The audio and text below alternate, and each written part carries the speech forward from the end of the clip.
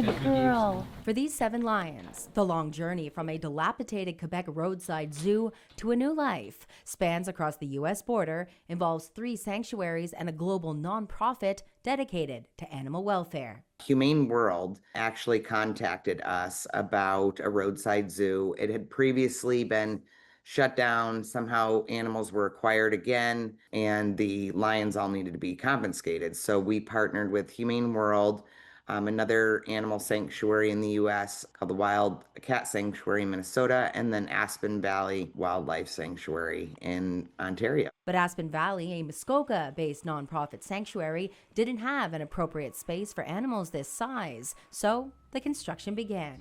3 enclosures, 1, 2, and the third one down there. You can see there's still a lot happening here.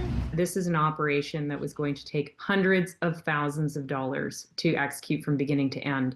And so we needed to find really great partners. And to me, it's a really good example of what can happen when everyone works together to make the impossible possible. When we found out about this rescue, it wasn't until the end of January, and we had a very tight timeline to have all of this done by the end of April.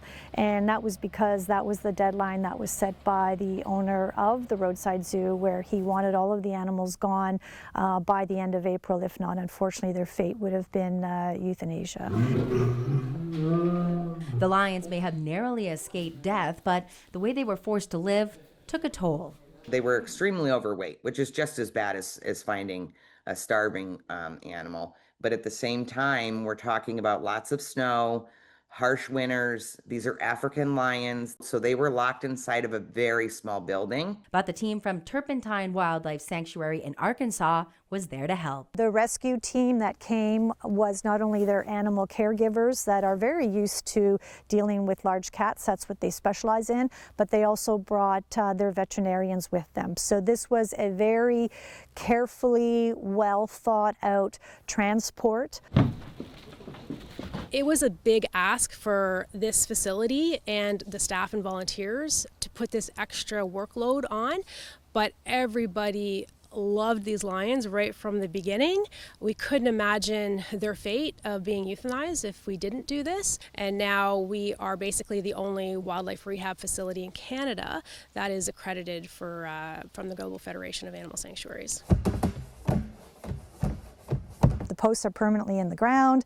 It's of chain link, and so it's weather resistant, and we were building this not only just with the lions in mind, but also this is going to be a rescue center for many, many years to come. When you look at the work that the people at Aspen Valley do each and every day to give these animals a new life and a second chance, it's so incredible. Aspen Valley has, wow, you guys should be really proud to have such a wonderful sanctuary right there in Ontario. They help over 1,000 animals a year rehab. Humane World helped them build these enclosures, pay for the construction, but these people not only have been doing their regular rescue and rehabilitation, but took on all of these lions while we and the other accredited sanctuary worked on the CITES paperwork in order to get those lions to sanctuary and forever homes. Paperwork that would allow the African lions to travel to Arkansas and Minnesota.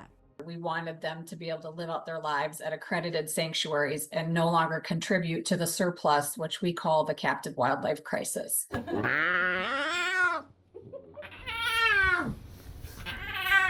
The sad reality is that there's a lot of animals that are in captivity that are not in the best situations or in the best environments, and there's going to be, we know for sure, there's going to be other animals that are going to have to be rescued in the future. And just as it seemed the nightmare was coming to an end, there becomes a need for entirely new permits to bring the cats that survived across the border because of a dangerous revelation. The single cat had 6 cubs in her that were all about 2 weeks overdue. And so it was a recipe for disaster. Sarah Freemark, CTV News.